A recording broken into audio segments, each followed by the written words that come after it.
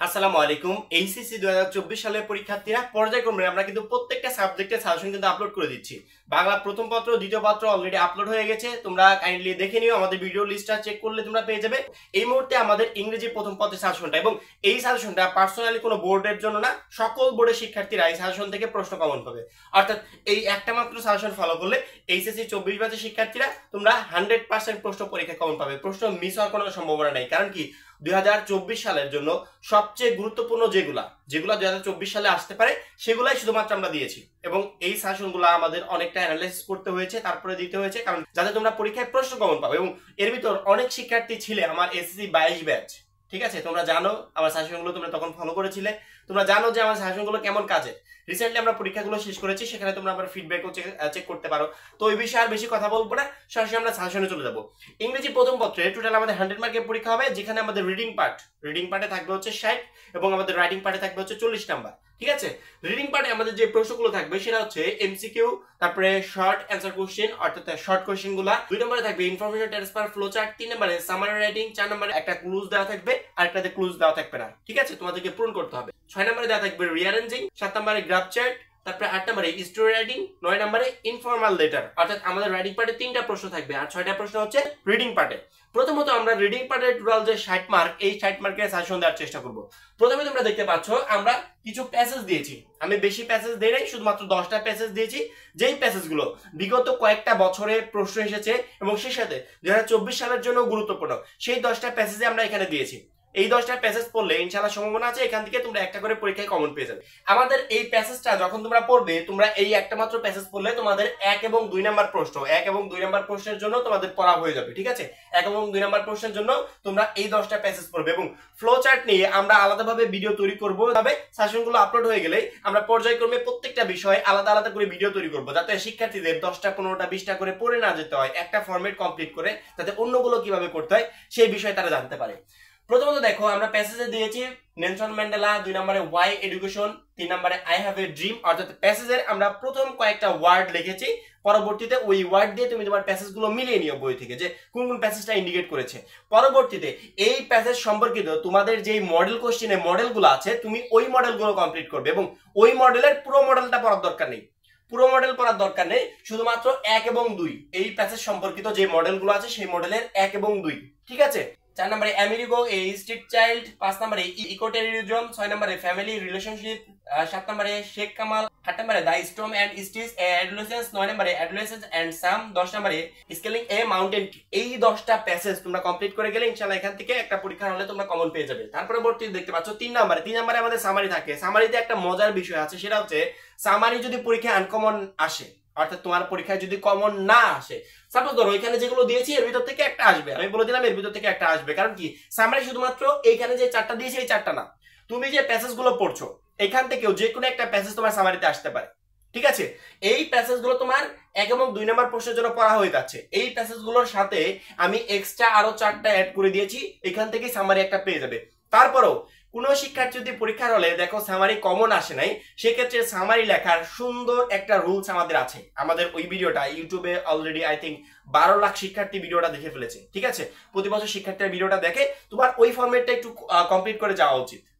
মাঝখানে শুধুমাত্র 3টা 4টা ওয়ার্ড পরিবর্তন করে তুমি যে কোনো সামারি লিখতে পারবে, ওইটা কমপ্লিট করে যাওয়া উচিত। কারণ কি, সাপোজ ধরো পরীক্ষায় আনকমন চলে আসলো, আমি বলছি না যে এখান থেকে আসবে না, এখান থেকে একটা আসবে, তারপরও বাই চান্স কোনো ক্রমে যদি আনকমন চলে আসে, সেক্ষেত্রে খাতা ফাঁকা রেখে আসার থেকে বা বানিয়ে বুনিয়ে লেখার থেকে সুন্দরভাবে গুছিয়ে কিভাবে লিখতে হয় ওই ভিডিওটা দেখলে তুমি বুঝতে পারবে। তার সাথে সাথে এই 4টা এক্সট্রা একটু পড়ে যাবে, এখান থেকে একটা তোমরা পেয়ে যাবে। পরবর্তীতে 4 এবং 5, 4 নম্বরে উইথ ক্লুজ এবং উইদাউট ক্লুজ, 5 নম্বর হচ্ছে উইদাউট ক্লুজ। এই দুইটার জন্য বোর্ড কোশ্চেন, বিগত কয়েকটা বছরের যে বোর্ড কোশ্চেন গুলো আছে, প্রত্যেকটা বোর্ড কোশ্চেনের তোমরা দেখবে 4 এবং 5 নম্বরে কি আছে ওইগুলো কমপ্লিট করবে। এবং আরেকটা কথা মাথায় রাখবে যে 4 এবং 5 নম্বর প্রশ্নের জন্য তোমাদেরকে যদি আলাদা 15টা 20টা 30টা দিই, এভাবে কিন্তু কমন পাওয়া যায় না। এগুলো প্র্যাকটিসের বিষয়, যত বেশি পরিমাণ প্র্যাকটিস করতে পারবে তত বেশি পরিমাণ এগুলো তোমার কমপ্লিট হবে। এবং সবচেয়ে বেটার হবে বিগত কয়েকটা বছরের বোর্ড কোশ্চেন গুলো ফলো করবে। প্রত্যেকটা বোর্ড, তুমি ঢাকা বোর্ড মানে শুধুমাত্র ঢাকা বোর্ডই পড়ে গেলে না, তুমি ঢাকা বোর্ডের শিক্ষার্থী 2 বছর আগে ময়মনসিংহ বোর্ডে যেটা পড়ছিল সেটা তোমার দিয়ে দিতে পারে, ঠিক আছে? বিগত কয়েকটা বছরের বোর্ড কোশ্চেন গুলো কমপ্লিট করো আর প্র্যাকটিস করতে থাকো। 4 এবং 5 নাম্বার ওইখান থেকে তোমার কমন আসবে, এই জন্য আলাদা করে আমরা এটার জন্য সাজেশন দিলাম না। 6 নম্বরে রিঅ্যারেঞ্জের একটা মজার বিষয় আছে। এই যে এখানে যে আমি রিঅ্যারেঞ্জ গুলো দিয়েছি না, এর একটা তোমাকে পড়তে হবে না, আমাদের রিসেন্টলি আমরা এসএসসি পরীক্ষার সময় একটা ভিডিও আপলোড করেছিলাম যে রিঅ্যারেঞ্জ করার নিয়ম। তোমরা ওই ভিডিওটা দেখবে, আমি পরবর্তীতে নেম চেঞ্জ করে দিয়েছি, তখন দিয়েছিলাম রিঅ্যারেঞ্জ করার নিয়ম এসএসসি 2024, এখন দিয়েছি রিঅ্যারেঞ্জ করার নিয়ম এইচএসসি 2024। আমাদের অলওয়েজ আপডেট, তোমরা যে কোনো বিষয়ে ভিডিও সার্চ দিয়ে লাস্টে শুধুমাত্র লিখবে অলওয়েজ আপডেট, আমাদের ভিডিওগুলো চলে আসবে। ওই ভিডিওটা দেখলে তোমরা বুঝতে পারবে রিঅ্যারেঞ্জ নিয়ে এত সুন্দর একটা ভিডিও আপলোড করেছি। ওই ভিডিওটা দেখলে তোমার রিঅ্যারেঞ্জের টোটাল প্রবলেমগুলোই সলভ হয়ে যাবে। রিঅ্যারেঞ্জ কিভাবে করতে হয়, কোনটার পর কি বসে, আমরা বাংলায় সুন্দরভাবে বুঝিয়ে দিয়েছি। শুধুমাত্র ওইটা মাথায় রেখো, তোমার এই 10টা 12টা কেন 100টা রিঅ্যারেঞ্জ তোমার কমপ্লিট হয়ে যাবে। যেখান থেকে রিঅ্যারেঞ্জ আসুক সুন্দরভাবে তুমি কমপ্লিট করতে পারবে। তারপরও নিয়ম রক্ষার্থে রিঅ্যারেঞ্জ দিতে হয়, এজন্য আমরা এই কয়েকটা দিয়েছি। এর ভিতর থেকে একটা কমন আসার সম্ভাবনা আছে। তারপরেও যদি পরীক্ষায় রিঅ্যারেঞ্জ কমন নাও আসে, তারপরেও সঠিকভাবে অ্যান্সার তুমি করে আসতে পারবে। শুধুমাত্র আমাদের ওই ফর্মেটটা দেখো, এই মুহূর্তে দেখতে পাচ্ছ স্ক্রিনে, এই ভিডিওটা তুমি দেখে যেও। কারণ কি এই ভিডিওতে আমরা টোটাল বিষয়গুলো ক্লিয়ার করে দিয়েছি। রিঅ্যারেঞ্জ ওইভাবে 10টা 15টা মুখস্থ করার কোনো দরকার নেই। একটা ফরম্যাট কমপ্লিট করে গেলে তোমার পুরো রিঅ্যারেঞ্জ গুলোই হয়ে যাবে। এই হচ্ছে টোটাল আমাদের রিডিং পার্টের সাজেশন। রিডিং পার্টে তোমাদের এই বিষয়গুলো পড়তে হবে। এই বিষয়গুলো পড়লে ইনশাআল্লাহ তোমরা এইচএসসি 24 পরীক্ষায় রিডিং পার্টে 100% প্রশ্ন কমন পাবে। পরবর্তীতে আমাদের রাইটিং পার্টে হচ্ছে graph chart, story writing, informal letter. এবার আমরা রাইটিং পার্টের সাজেশনটা দিয়ে দিব। রাইটিং পার্টের 7 নম্বরে আমাদের হচ্ছে গ্রাফ চার্ট। ঠিক আছে, গ্রাফও পড়তে পারে আবার পাই চার্টও পড়তে পারে, এরকম কিছু হতে পারে। তো আমরা দুইটাই দিয়ে দিয়েছি, যেটাই পড়ুক ইনশাআল্লাহ এখান থেকে তোমরা একটা কমন পেয়ে যাবে। গ্রাফ চার্টের জন্য আমরা কয়েকটা দিয়েছি দেখো, পরবর্তীতে আমরা পাই চার্টের জন্য 3-4টা দিয়েছি। এগুলো থেকে একটা কমন আসবে, কারণ কি প্রতি বছর রোটেট করে যেই কোয়ালিটির প্রশ্নগুলো এসে থাকে এর ভিতর থেকেই প্রশ্নগুলো আসে। প্রথমত আমরা দিয়েছি the rate of internet user in Bangladesh, দ্বিতীয়ত the literacy rate of Bangladesh, 3 নম্বরে the number of people living below the poverty line, 4 নম্বর the choice of profession by different education people. তার পরবর্তীতে দিয়েছি the choice of profession by different types of people. এখানে কিন্তু দুইটা কিন্তু আলাদা, একটা হচ্ছে ডিফারেন্ট এডুকেশন পিপুল আর একটা হচ্ছে ডিফারেন্ট টাইপস অফ পিপুল। পরবর্তীতে the source of air pollution in a city, এগুলো হচ্ছে পাই চার্ট। ঠিক আছে, এই পর্যন্ত আমাদের গ্রাফ চার্ট। পরবর্তীতে the source of air pollution in a city, এটা হচ্ছে pie chart. The export sector in Bangladesh, এগুলো হচ্ছে pie chart. The source of electricity of USA, এটাও pie chart. The time allocation of student daily activities, এটা হচ্ছে pie chart. ঠিক আছে, আমরা আপাতত তোমাদের সাজেশন দিচ্ছি। পরবর্তীতে আমরা খুব শীঘ্রই এরকম ভিডিও নিয়ে আসবো যে একটা গ্রাফ চার্ট কমপ্লিট করলে তুমি পরবর্তী আরো 10টা 15টা 20টা তোমাকে যাতে না পড়তে হয়, তুমি যে কোনো গ্রাফ চার্ট কিভাবে সহজে লিখতে পারবে একটা ফরম্যাট দিয়ে, সেই কোয়ালিটির ভিডিও কিন্তু আমরা খুব শীঘ্রই নিয়ে আসবো। পরবর্তীতে পাই চার্ট একটা দিয়ে তুমি আরো 20টা 30টা কিভাবে লিখবে সেরকম ভিডিও কিন্তু খুব শীঘ্রই আমাদের আসবে। আমরা শুধুমাত্র এখন সাজেশন আপলোড করে দিচ্ছি। সাজেশন আপলোড কমপ্লিট হয়ে গেলে আমরা ওই কাজগুলো ধরবো, যে প্রত্যেকটা ফরম্যাট একটা দিয়ে আরো 100টা কিভাবে লেখা যায় সেই ভিডিওগুলো কিন্তু আমরা আপলোড করব। পরবর্তীতে আমাদের 8 নাম্বার হচ্ছে স্টোরি রাইটিং। ঠিক আছে, স্টোরি রাইটিং আমরা স্টোরি এই কয়েকটা দিয়েছি।